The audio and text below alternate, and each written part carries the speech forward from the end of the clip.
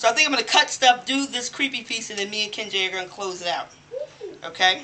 Let's get it. So I've been struggling with writing persona pieces. And I can't like adopt somebody else's emotion about a particular situation, but I can twist characters. And so I kind of twisted Little Red Riding Hood. Yeah. How many of you are familiar with the original Grimm fairy tales? Yeah. The original Grimms, they don't Yeah. end well. They actually are not for children. They're Yeah. very, very fucking scary. Yeah. Nobody usually makes it. The kids go first and badly. And in the original story of one of the original Grimm Red Riding Hood versions, you know, her folks send her off to stay with this woman who was grandma. And, you know, the wolf eats her, tries to eat the girl, she runs off, the woodsman saves her, kills the wolf, fills the wolf's belly with rocks and throws him in a river. Then when he takes Red back home, her parents have abandoned her. That's one version. The other one, none of them make it. I mean, there's just blood and stuff.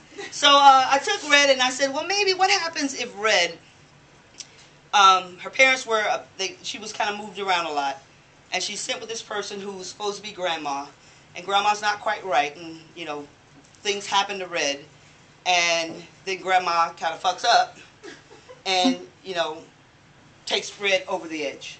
So this is Red over the edge, and I call it Hood.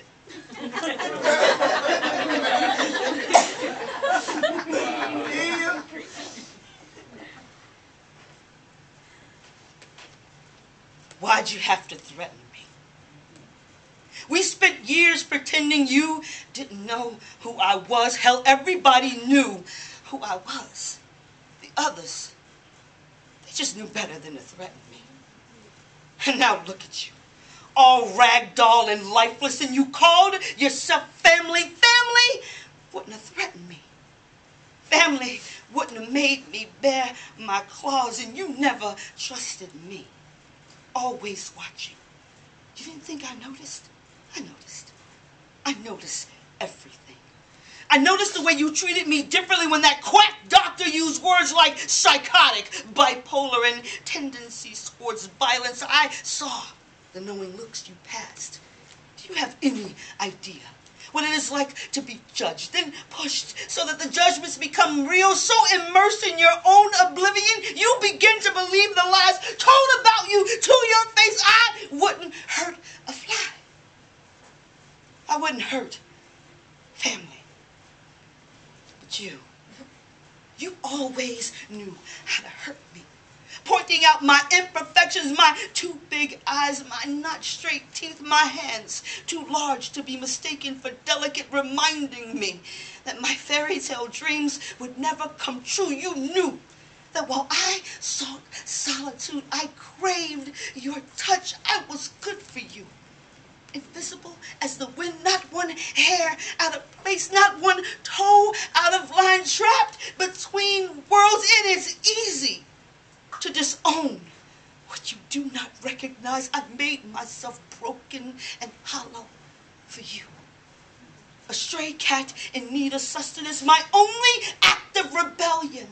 The color red, worn round my head and shoulders, tucked inside of myself. I was so meek they called me little. I made myself small for you.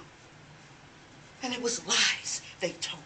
I never touched them. You'll never find their blood on my hands, and my word should have been the only one you trusted despite your eyes. Their words spoke venom. I protected myself. You should have been proud. But no, you turned on me. You called me crazy. You turned me red. And they'll never believe it wasn't me. They'll find the traces of your blood in my hair. They'll never believe it was a wolf. Content to believe me more animal than he could ever be, but I dressed him in your clothes anyway.